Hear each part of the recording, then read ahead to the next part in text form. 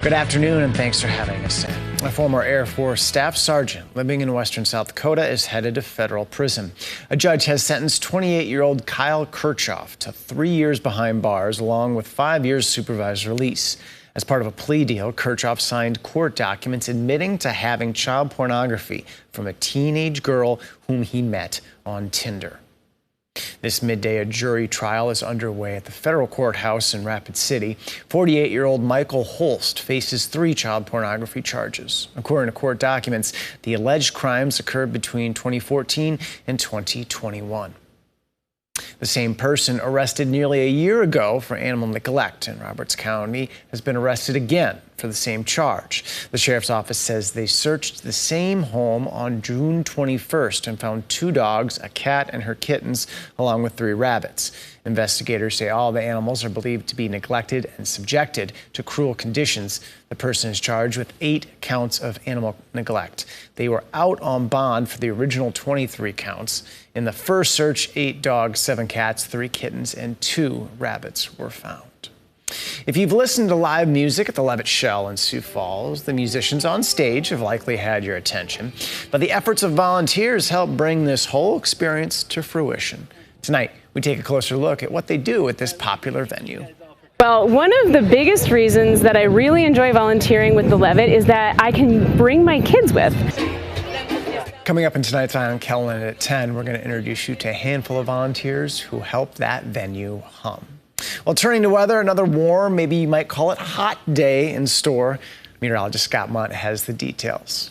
Good afternoon there, Dan. We get a couple of us maybe in the low 90s in southeastern South Dakota today. Mostly sunny to partly cloudy skies. Western South Dakota, chance at a couple of these scattered showers and thunderstorms. We'll do that again tomorrow, as we are looking at a couple of clouds maybe here and there at the moment. And as I mentioned, mostly sunny to partly cloudy conditions can be expected today. We're at 83 in Sioux Falls, 73 Aberdeen, 76 in Pierre, 75 Rapid City, 78 in Winter, and 81 in Yankton. We have westerly winds around 10, maybe 15 miles per hour, and those wind speeds should continue as we go through the day. So we'll have temperatures in the middle 80s in Sioux Falls, mostly sunny skies, eventually falling to the 60s tonight, and then back to the middle 80s for tomorrow.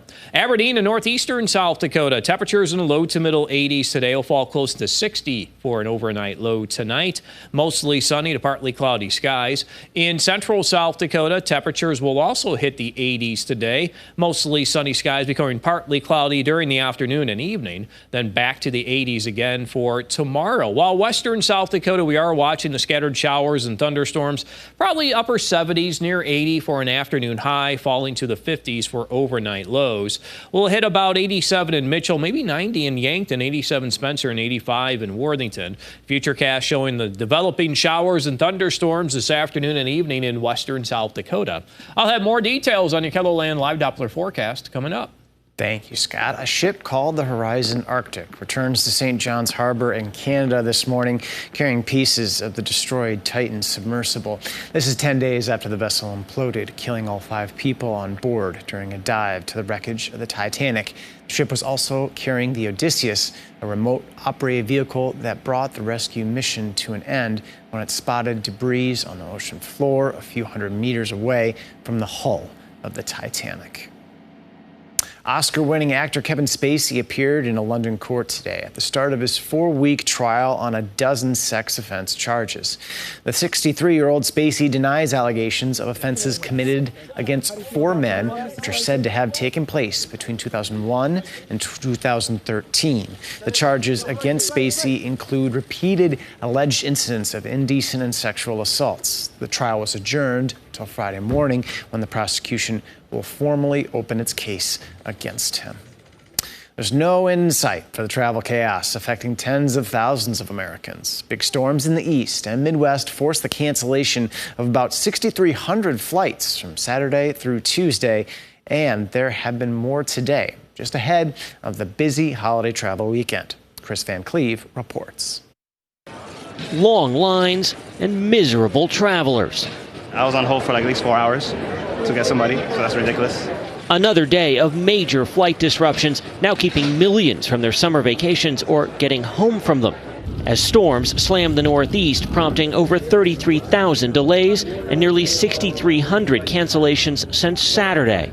12 hours later, here we are. The Coutreau family's flight from New York to L.A. canceled. Their summer vacation delayed until at least Saturday.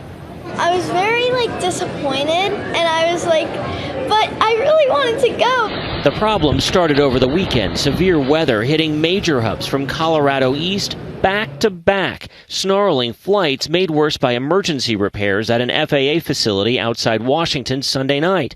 And that comes as the agency deals with short staffing. United says more than 150,000 of its customers were impacted. And in a note to employees, the airline's CEO Scott Kirby writing bluntly, the FAA frankly failed us this weekend, and understaffing by the government led to massive delays, cancellations, diversions. The FAA tweeting yesterday, our air traffic controllers and weather pros are routing flights around the storms. For some, flights may be delayed so that you don't arrive when the thunderstorm hits. Now, just days from a surge of 4th of July holiday travelers, the airlines have little time to catch up, even if the forecast improves. The TSA expects Friday to be a potentially record-breaking day at airport checkpoints. And while this week has been bruising for flyers, so far this summer is actually a little bit better than it was last year. The number of cancellations down significantly, even as the number of flights is up compared to last summer. Chris Van Cleve, CBS News, Phoenix.